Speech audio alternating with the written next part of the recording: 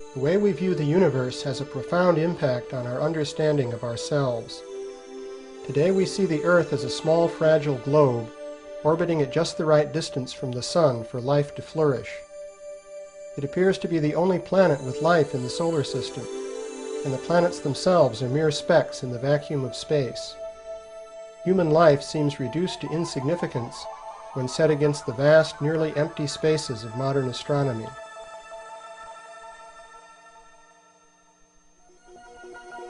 But before the modern era, the universe appeared much more comfortable and accommodating.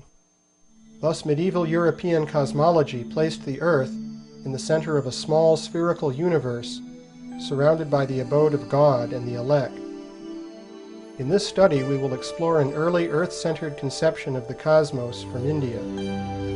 This cosmological system is presented in the Bhagavat Purana, or Srimad Bhagavatam, one of India's important sacred texts.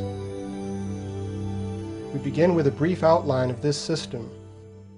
First of all, the Bhagavatam describes innumerable universes.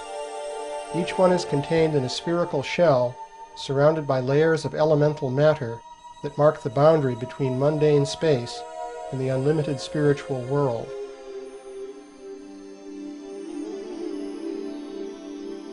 The region within the shell is called the Brahmanda, or Brahma egg. It contains an earth disk called Bhumandala that divides it into an upper heavenly half and a subterranean half filled with amniotic water. Bhumandala is divided into a series of geographic features called oceans and islands. But these are geometrically perfect rings of cosmic size with no resemblance to irregular earthly continents. In the center of Bhumandala is the circular island of Jambudvip, with 9 subdivisions called Varshas.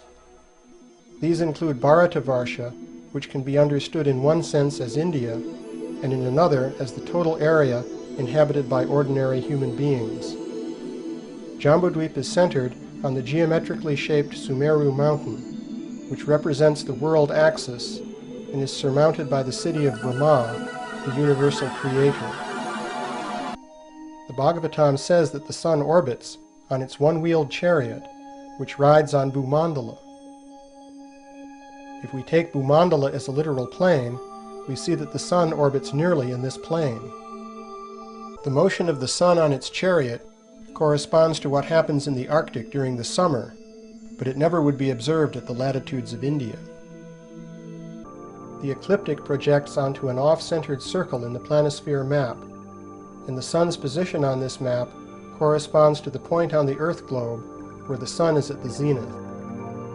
The terminator, or boundary between day and night, is a great circle on the globe that is perpendicular to the sun's zenith position. It projects stereographically onto a circular arc on the planisphere that rotates once every 24 hours. At the equinoxes, this arc becomes a straight line. At the solstices, it bends so that the North Polar region is illuminated in the northern summer, or in darkness in northern winter. The passage of day and night is described in the Bhagavatam as a straight terminator rotating over a plane map, as we see here. Here we see the ecliptic and the zodiac projected stereographically onto the Earth map. The sun and zodiac revolve clockwise together once per day, while the sun moves counterclockwise around the zodiac once per year. Here the zodiac is projected stereographically onto Bhumandala. Note that as the sun goes around the off-centered zodiac in its yearly orbit, it crosses the ring-shaped islands and oceans of Bhumandala. This ocean-crossing motion is described in the Puranas, and this also adds weight to the planisphere model. Bhumandala can be compared with an astronomical instrument called an astrolabe, which was popular in the Middle Ages. On the astrolabe, the off-centered circle represents the orbit of the sun, the ecliptic. In an astrolabe, the Earth is represented in stereographic projection on a flat plate called the mater. The ecliptic circle and important stars are represented on another plate called the ret. Different planetary orbits could likewise be represented by different plates, and these would be seen projected onto the Earth plate when one looks down on the instrument. The Bhagavatam similarly presents the orbits of the Sun, the Moon, and important stars on a series of planes parallel to Bhumandala. The orbits of the planets are placed on additional parallel planes.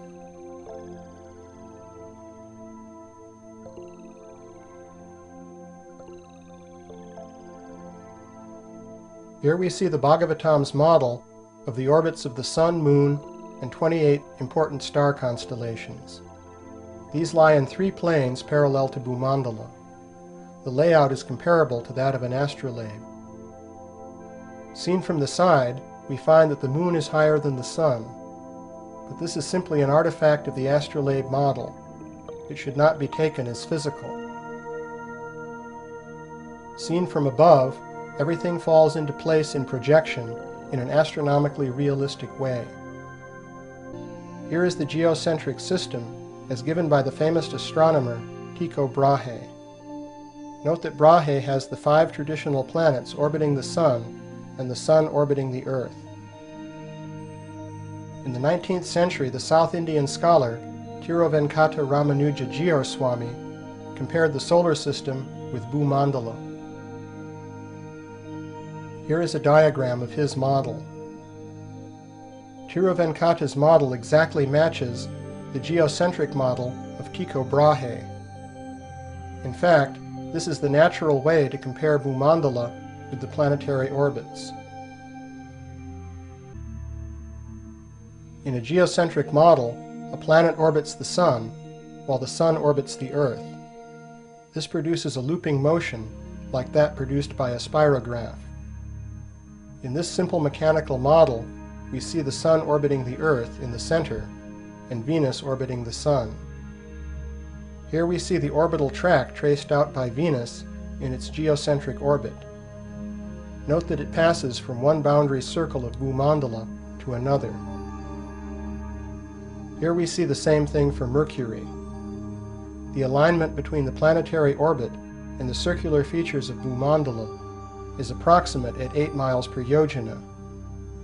If we choose about 8.5 miles per yojana, it becomes very accurate for all 5 traditional planets. Here we see the orbit of Mars. This orbital spiral also grazes an inner circle of Bhumandala and an outer circle.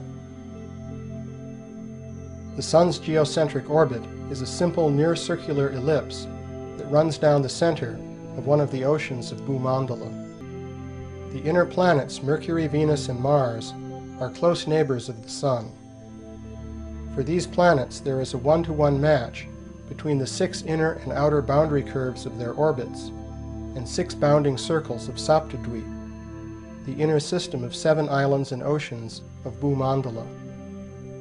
The Sun's orbit provides a 7th circle, dividing the 6 into 2 symmetric groups. The outer planets Jupiter and Saturn delineate a larger ring of Bhumandala lying outside Saptadweep. Jupiter defines the inner boundary of this ring, and Saturn nearly grazes its outer boundary, known as Lokaloka Mountain. As we mentioned before, this ring mountain is fixed in the Bhagavatam as the outer boundary of the luminaries, and Saturn is the outermost planet visible to the naked eye. The Bhagavatam similarly places 28 constellations called nakshatras in a plane just above the Moon. The Moon completes one orbit in 27 1/3 days, and the nakshatras mark its day-by-day motion around the ecliptic. This makes sense in the planisphere interpretation, where the nakshatras serve as a clock face, and the Sun, Moon, and planets are like the hands of the clock. In addition to the 28 nakshatras, the Bhagavatam mentions a few other stars, such as the 7 sages defining the Big Dipper.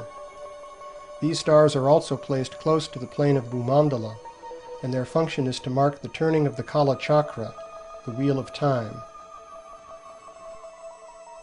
The pole star Dhruvaloka is mentioned as the fixed center of the time wheel, and is placed directly above the seven sages.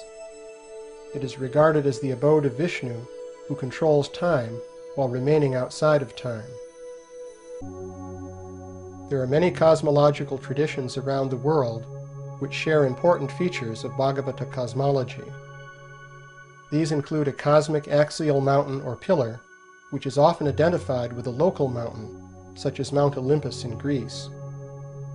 These traditions also include other standard features, including those shown in this generic world model. The cosmology of the Bhagavatam and the Puranas is shared in its broad features by Buddhism, and it is widespread in the Buddhist countries of Asia. This East Asian picture depicts a square version of Mount Meru and the oceans and islands of Bhumandala, surmounted by planetary orbits. This Korean wheel map shows a central continent surrounded by a circular ocean and another circular continent. Joseph Needham, in his treatise on Chinese science, traces these wheel maps to India or Babylon. Here is a Babylonian wheel map. Wheel maps were also made in medieval Europe. In these Judeo-Christian maps, Jerusalem and the sacred hill called Mount Zion were identified as the world axis. Somehow or other, the tradition of Jambudvip seems to have influenced Gerardus Mercator, who placed a mountain surrounded by a circular continent at the north pole of his map of the Arctic region. The four perpendicular rivers or channels flowing from the central mountain correspond to the four branches of the celestial Ganges flowing from Mount Meru. Here is a Phoenician seal with a personified world mountain and four streams issuing forth at right angles. The Dogon tribe, living near the upper bend of the Niger River, posit a circular continent with a central pillar surmounted by the residence of their high god, Amma. Note the world-girdling serpent in the circular ocean. The ethnologist Evans Wentz identifies this Navajo sand painting as a representation of the four sacred directional mountains of the Navajos. In many traditions, the world mountain is surrounded by four mountains in the cardinal directions, and we also see this in the Bhagavatam and other Puranas. The color scheme is similar to that found in Puranic and Buddhist traditions. The four directional mountains of Jambudvip have four sacred trees on their summits. These include the Jambu tree, after which Jambudvip is named.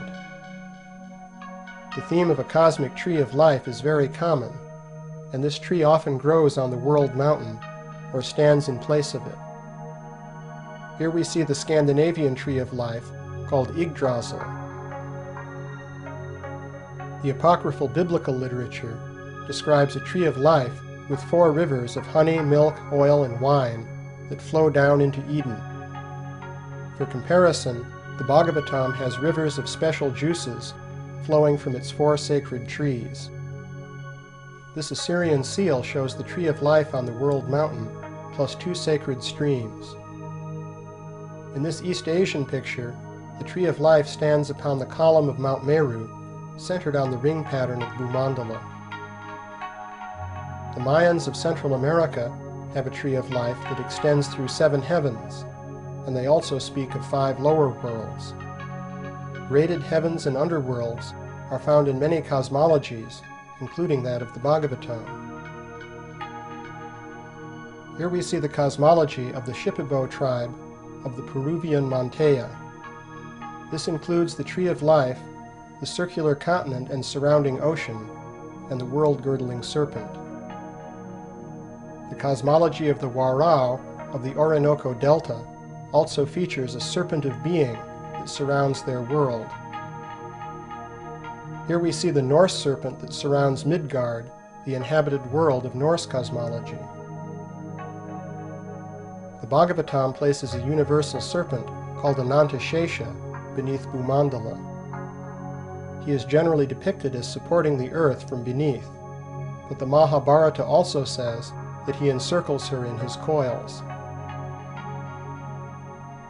The Bhagavatam places the cities of Brahma and the 8 Lokapalas on top of Mount Meru. Similarly, many traditions place the abode of the gods on top of their axial mountain or pillar. Here is the geometric layout of the cities of the 8 Lokapalas, or world guardians. These figure in the Vastu Purusha Mandala used to lay out temples in traditional Indian architecture. The grid of the Vastu Purusha Mandala is also associated with the nakshatra constellations marking the ecliptic. Thus the earthly side of a temple was connected with the heavenly realm of the ecliptic. The Bhumandala disk represents the exoteric domains of the earth and planets. In contrast, the cosmic axis, extending perpendicular to Bhumandala, is filled with esoteric meaning. It represents the path of ascent or descent of the soul. In addition to the orbits of the sun, moon, and planets, there are different worlds or lokas arrayed above Bhumandala along the cosmic axis. These upper worlds can be entered through mystic cities, and they are accessible only to persons of advanced spiritual consciousness. The Bhagavatam describes the vertical dimension of the Brahmanda as a universal form of God, extending from the lowest world at the soles of the feet to the highest at the crown of the head. In this traditional picture, we see the rings of Bhumandala forming the belt of the universal form. Here the positions of the worlds are indicated in relation to the universal form. The levels in the universal form are associated with the spinal chakras on which yogis meditate, and the spine itself is called Meru Danda, after Mount Meru, the cosmic axis. The ascent of the soul through different levels of the Brahmanda is analogous to the ascent of the life force through the chakras in the body. In general, the vertical dimension of the universe represents the path of ascent or descent of the soul through different worlds in different states of consciousness. It lies perpendicular to the plane of Bhumandala, which is the world of the planetary orbits.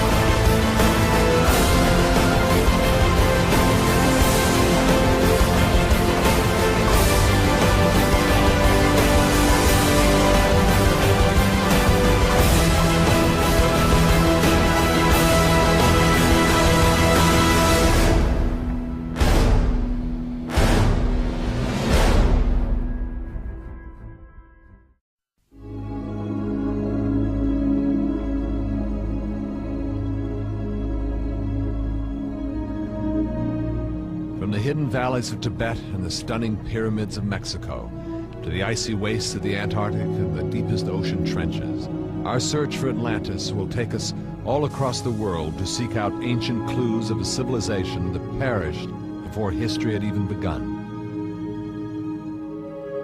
An object of endless fascination and relentless obsession, it is a quest through time and space to pivotal moments in human history, as well as the dark side of man's longing for perfection.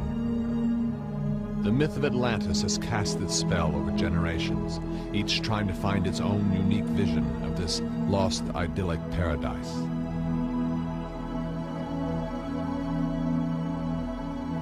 Our journey will take us across oceans and continents and span 10,000 years of human history. A journey to find a magical lost world.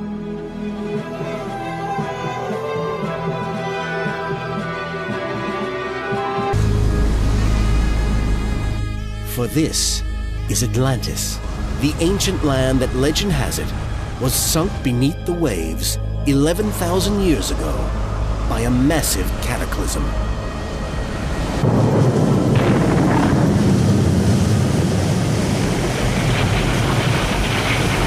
The story has entranced scientists and scholars for centuries. Atlantis is one of the most fascinating of all historical mysteries. Stories about the disappearance of this legendary island city have echoed down the centuries since it was first written about by the Greek philosopher Plato over 2,000 years ago. But is the drowned city of Atlantis just a myth? Or is the legend based on a civilization that really did exist? And why are so many of us so keen to believe in it? In the 4th century BC, Athens was a city preeminent in all the world, the very epicenter of classical civilization and a beacon of cultural and artistic excellence that has shone through the ages right down to the present day. And it was here, in the world's first democracy, that philosopher Plato wrote a story, 3.5 centuries before the time of Christ, that is the first account of Atlantis in all literature.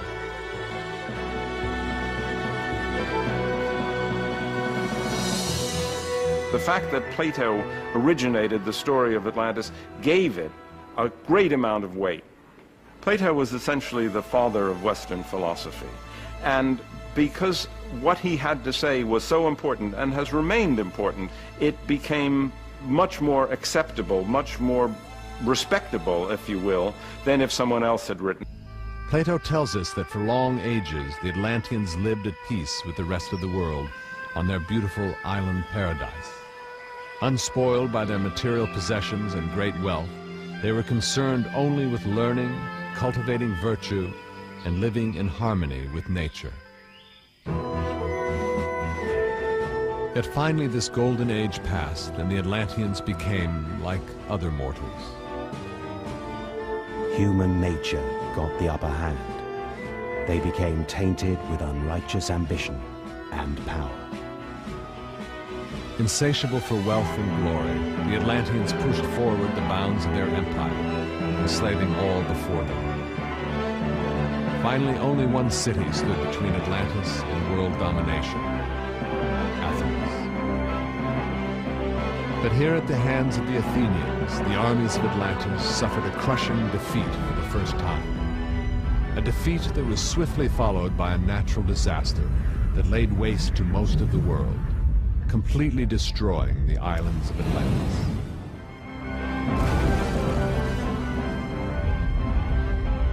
Violent earthquakes and floods, and in a single day and night of misfortune, the island of Atlantis disappeared in the depths of the sea. And within day and night, both Atlantis and the Athenians who fought the Atlanteans disappear from the face of the earth. The only ones who are left are a few uncultured, as the Egyptians tell Solon, Athenians who no longer remember the story of their triumph against the foreign invaders. And that's why they have to learn it again from the Egyptians when Solon visits them.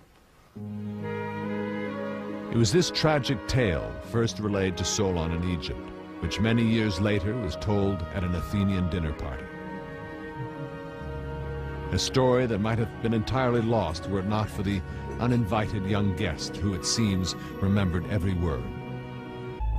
Laid out in a series of concentric circles of land and water, the circle for the Greeks, for Plato in particular, but for the Greeks in general, the circle is a perfect geometrical shape. Circular motion is a perfect kind of motion.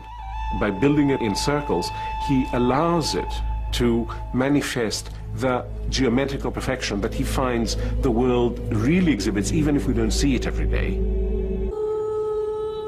In the holiest shrine of the ancient Egyptian capital, Solon was shown records of unsurpassed antiquity, the secrets of a long-lost age when a civilization of incomparable power and prestige had dominated the world 9,000 years before. The Empire of Atlantis. The description the Egyptian priests gave to Solon of this mighty, vanished civilization is the starting point for every search ever undertaken to find Atlantis. A description which Plato says has the great advantage of being a fact and not a fiction. Atlantis was said to lie beyond the Pillars of Hercules, outside the Mediterranean Sea, in an ocean we now call the Atlantic. Plato was very, very specific about where Atlantis was and what size it was, and he described it as being larger than the continents of Africa and Asia put together, and he located it very carefully outside the Pillars of Hercules. The Pillars of Hercules are what we know now as the Straits of Gibraltar, and when you locate something outside the Pillars of Hercules, you are locating it in the Atlantic Ocean, just to the west of Spain and North Africa. Atlantis was dominated by a vast, almost perfectly rectangular plain, surrounded on three sides by high, very beautiful mountains. Possessed of abundant natural resources, rare plants and precious flowers of every description, even elephants and other exotic animals, Atlantis was a land like no other, where the people wanted for nothing. That sacred island, which then beheld the light of the sun, brought forth infinite abundance and the blessings of the earth. Donnelly found evidence of Atlantis having existed in the similarity of plants, animals, and ancient cultures on both sides of the Atlantic Ocean.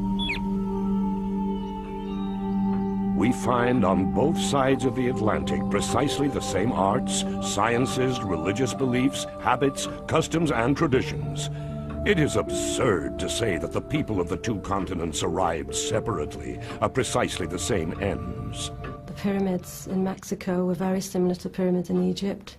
Their methods of writing, the hieroglyphics, were very similar. So he deduced from that that there must be a common source, which must lie somewhere in between those two continents, therefore in the middle of the Atlantic. But where in the Atlantic might the remains of the lost continent be? Without a doubt, one of the most amazing things that I had ever seen in the bottom of the ocean, and it was while filming for Blue Planet, it was in the Gulf of Mexico. And I noticed there's something out in the distance, couldn't tell exactly what, but it looked like a dark band. And as we approached it, the dark band became a donut. I saw this donut that was black in the center. What the heck is that?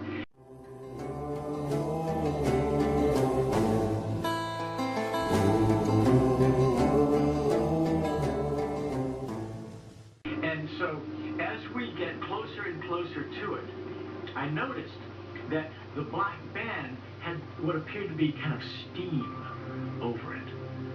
And then I looked, and there was water lapping against the shoreline. This band was a ring of mussels. And inside the ring of mussels was a lake. And it's like, wait a minute, I'm already underwater. And we went out over the water in this lake and tried to descend in it, and bounced off, and bounced off, and bounced off. It was so super saline and dense that the submarine couldn't go down in it. We bounced off. And as we bounced off, we sent ripples heading back to the shoreline. It was insane. I've never seen anything like it. Tried to be a good boy, but I ain't a boy no more. I've seen some things that a man just can't ignore, and this world's gonna see what I'm standing for. And God said, Let there be a firmament in the midst of the waters. Let it separate the waters from the waters. And God made the firmament, and separated the waters which were under the firmament from the waters which were above the firmament. And it was so.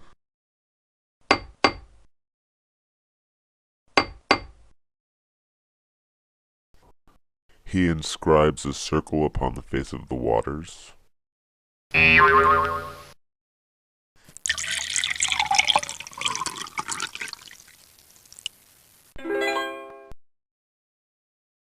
It is I who keep steady the pillars.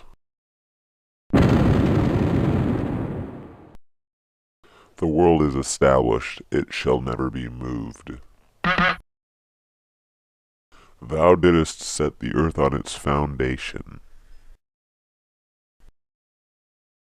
He made firm the skies above. It is he who sits above the circle of the earth, who stretches out the heavens like a curtain and spreads them like a tent to dwell in. The tree grew and became strong, and its top reached to the heavens, and it was visible to the end of the whole earth. Where that? Again, the devil took him to a very high mountain and showed him all the kingdoms of the world.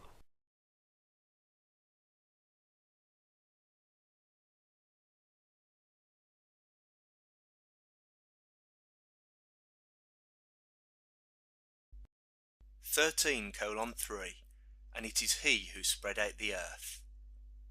15:19, and the earth we have spread it out, and set thereon firm mountains. 50:7, and the earth we have spread it out, and set thereon mountains standing firm. 79:30, and the earth moreover hath he extended. 88:20, and at the earth how it is spread out. 16:15, and he has set up on the earth mountains standing firm, lest it should shake with you. 21:31, and we have set on the earth mountains standing firm, lest it should shake with them. 31:10, he set on the earth mountains standing firm, lest it should shake with you. 88:18, and the sky, how it is raised high. 79:27-28, the heaven, on high hath he raised its canopy.